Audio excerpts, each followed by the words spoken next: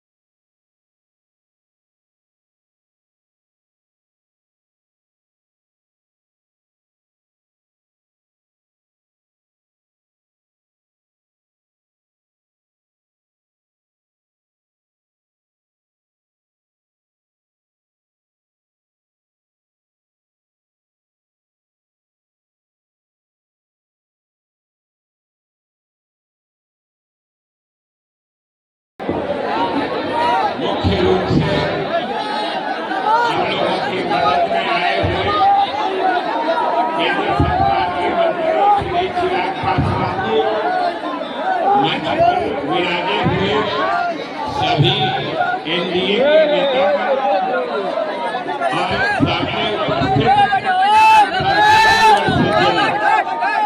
सबसे पहले मैं स्वागत करता हूँ श्री चिराग पासवान जी का, जिन्होंने अपने व्यस्ततम समय में से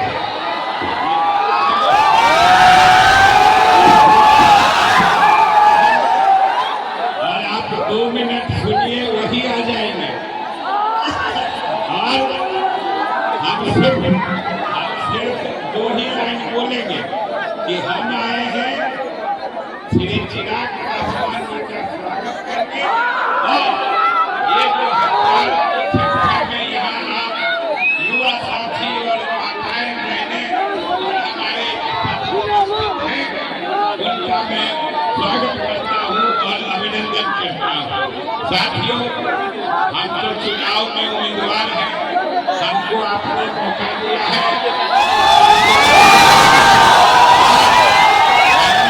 इलाके का विकास किया है। हम चाहते हैं कि एक बार और आप मौका दीजिए, इसके लिए हम आपका आशीर्वाद चाहते हैं। इसलिए साथियों, हम आपके बीच चिराग जी के समक्ष अपनी उपस्थिति और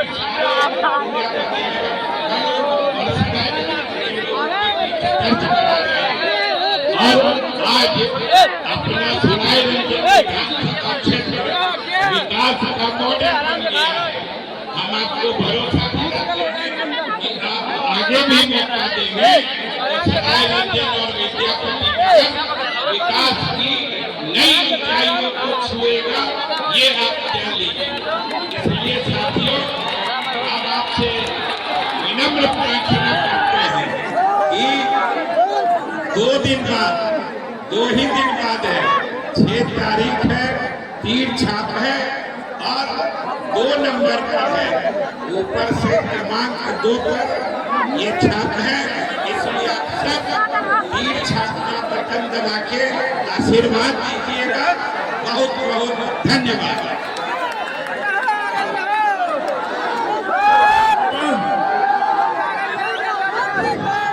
हम लोग जिनका बहुत बेसब्री से इंतजार कर रहे थे, मैं उन्हें आमंत्रित करता हूँ केंद्रीय कैबिनेट मंत्री चिराग पासवान जिंदाबाद। साथियों,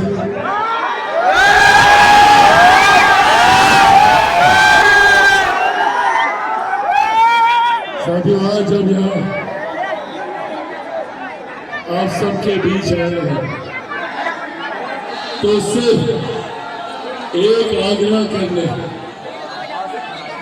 सिर्फ एक अपील करने आप लोगों के बीच आया हूं, क्योंकि मेरे लिए ये मंच राजनीतिक मंच नहीं है। आज मैं इस मंच पर जिनके साथ खड़ा हूं, इन्होंने मेरा साथ तब दिया जब मेरे कई अपनों ने मेरा साथ छोड़ा। ये उस वक्त मेरे साथ एक अभिभावक की भूमिका में थे, जब मेरे अपनों ने मेरा साथ छोड़ने का काम किया। मेरे जीवन में जब कठिन परिस्थितियां आई हैं और जब तक पापा जीवित थे तो स्वाभाविक है मैं उनके पास जाता था, अपने जीवन की तकलीफों को, परेशानियों को उनको बताता था और वो उसका समाधान करने का कार्य करते थे। पर मेरे नेता, मेरे पिता आदरणीय रामविलास पासवान जी के जाने के बाद जब मेरे जीवन में कठिनाइयां आई, व्यक्तिगत हो या राजनीतिक हो, तो एक व्यक्ति जिन्होंने एक फोन कॉल पर मेरी तमाम समस्याओं का समाधान किया, वो है हमारे आदरणीय विजय चौधरी जी। ये इनके व्यक्तित्व को दर्शाता है, इतने सहज स्वभाव के, इतनी सरलता से विपरीत परिस्थितियों का समाधान ढूंढने में ये व्यक्तित्व सरलता से नहीं मिलते। इसीलिए आप सब सौभाग्य कि अगले 5-4 साल के लिए केंद्र में प्रधानमंत्री जी के नेतृत्व वाली एनडीए की सरकार है। और ये बात पूछ रहे हैं कि 14 नवंबर को जब परिणाम आएंगे तो बिहार में एक बार फिर से एनडीए की सरकार बनने जा रही है। तो जब ये बात तय है कि डबल इंजन की सरकार बनने जा रही है, तो ऐसे में आपका प्रतिनिधित्व करने वाला चेहरा, आपका विधानसभा में प्रतिनिधित्व करने वाले विधायक एनडीए के विधायक होने चाहिए, जनता दल यूनाइटेड के विधायक होने चाहिए और विधायक के रूप में एक अनुभवी, ईमानदार आदरणीय विजय साहब चौधरी जी होने चाहिए। साथियों, ये जरूरी है ये फैसला लेना, क्योंकि अगले 5 साल बिहार बदलाव से गुजरने वाला है और ये 5 साल हम सबके जीवन में बहुत चलते हैं। क्या है भैया अम्बाई समीकरण? एम में सांप्रदायिकता है जिसको इन्होंने सिर्फ वोट बैंक बना के रखा और आज तक कभी उनके लिए कुछ नहीं किया। और वाई में जातीयता है जिसमें लाभ मिला वाई में तो सिर्फ एक ही परिवार को मिला और किसी भाई को लाभ इन्होंने देना जरूरी नहीं समझा। मेरा भी एक एम वाई समीकरण है, पर मेरे एम में देश की ही नहीं दुनिया की आधी आबादी का प्रतिनिधित्व करने वाली एम से महिलाएं हैं। तो वाई में हमारे प्रदेश ही नहीं देश की सबसे बड़ी आबादी वाई का प्रतिनिधित्व करने वाले युवा है। इस एमवाई समीकरण के साथ मैं आगे बढ़ने का प्रयास कर रहा हूँ और मैं चाहता हूँ कि हर व्यक्ति जात पात धर्म मजहब से उठकर मुख्य धारा के साथ जुड़ने का काम करे।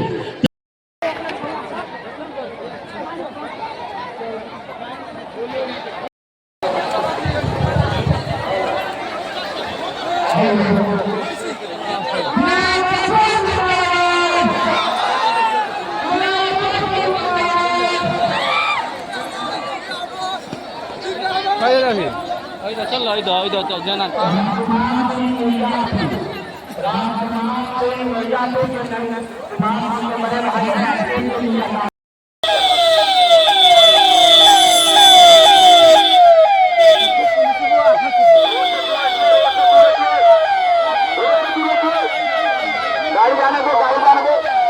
गाड़ी जाने को